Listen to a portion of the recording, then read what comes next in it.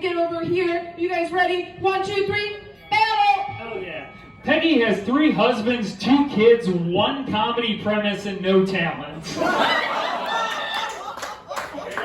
Peggy did 12 years of private Catholic school, then got 2 divorces and ran off to a liberal city. She was an abortion away from completing a fuck you God trifecta. Let's see if she can speak to the manager of hell. Peggy's an improviser with Monkey Business Institute. And she learned how to just say yes early in life to any man who proposed to her. Peggy's so old her childhood was in black and white. Incidentally, as a suburban white woman, black and white is still how she'd prefer water fountains.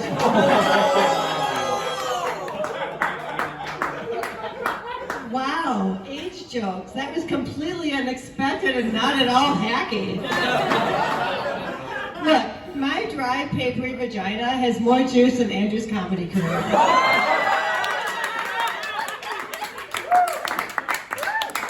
Andrew dresses like he gets his clothes at a shop for ventriloquist dummies. I think the best way to describe Andrew is, imagine if a bowl of oatmeal assumed human form. Andrew proudly told me that he is ranked number 20 in the world of Magic the Gathering players, which is equivalent to being ranked number 1 in celibacy. I personally don't know a lot about Magic the Gathering because I have people who love me.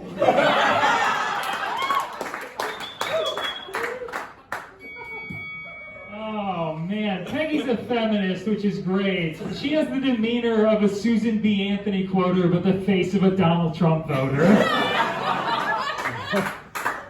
Roasting Peggy is like roasting my mom, except I actually respect my mom. Peggy does have a live, laugh, love kind of mom look, though, but stereotypes aren't true. She's terrible at all 3. She lived the most boring life, has never made anyone laugh, and gets a divorce every 5 minutes. Speaking of, Peggy's husband is here! Current husband, anyway. He plays in a bluegrass band, which is proof that he has a deep love for boring shit that was more popular 40 years ago.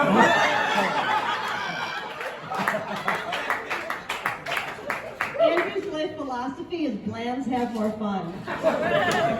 Mayonnaise and white bread think that Andrew could use to kick it up a notch. I would say that he's dull as dishwater, but at least dishwater can get a woman wet.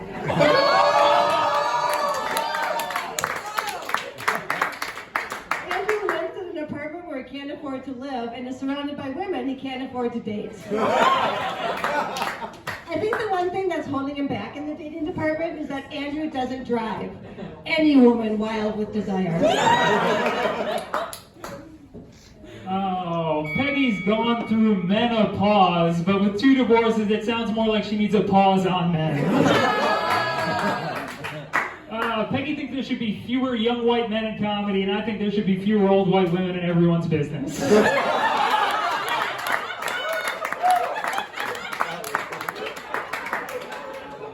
Peggy makes me want to hurley. Peggy didn't start improv until she was 48. One day she woke up and said, I'm tired of being boring. I want to be boring and annoying. Peggy looks like a wine mom, and by wine I mean to complain to the neighborhood association about the Brown family that just moved in. Andrew got his name when his parents tried to think of a way that this guy might grow up to be special or memorable, and drew a blank. Andrew grew up in a rural area where he was a small fish in a small pond. This weekend, Andrew attended something called a Magic the Gathering pre-release, which is funny because pre-release is also what Andrew calls the first 5 minutes back at his apartment.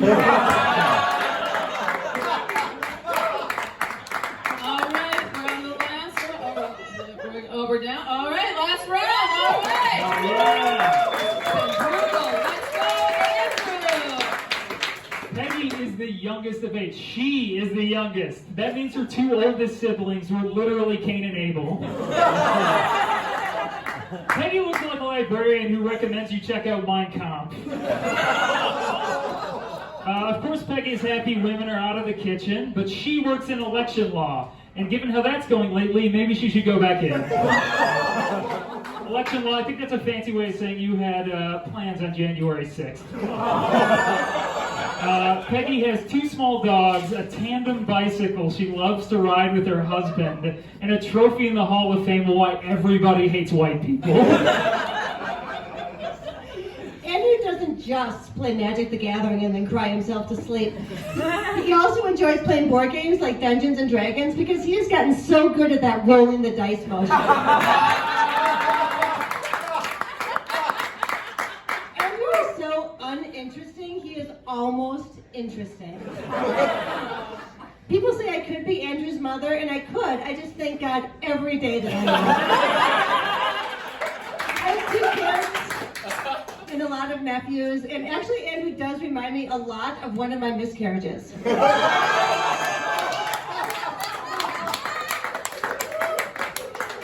I'm actually very different from Andrew's mother in some key ways. One, I am happy to see Andrew every week. I am not at all disappointed in the trajectory of his life. And finally, I do not regret having Andrew's father inside me.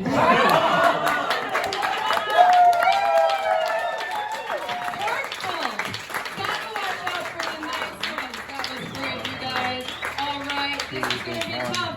This is going to be tough. If you thought Andrew won, let's hear it. All right. If you thought Peggy won, let's hear it.